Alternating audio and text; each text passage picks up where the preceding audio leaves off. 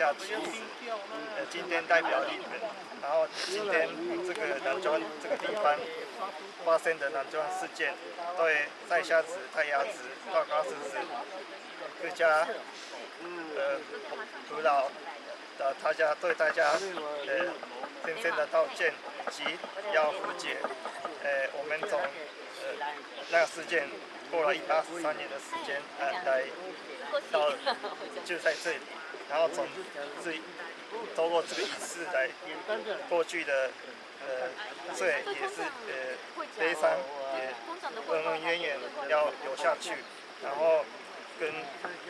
真正的和解，跟子轩报告，正在台湾跟日本是友好的关系，我们各个族群都在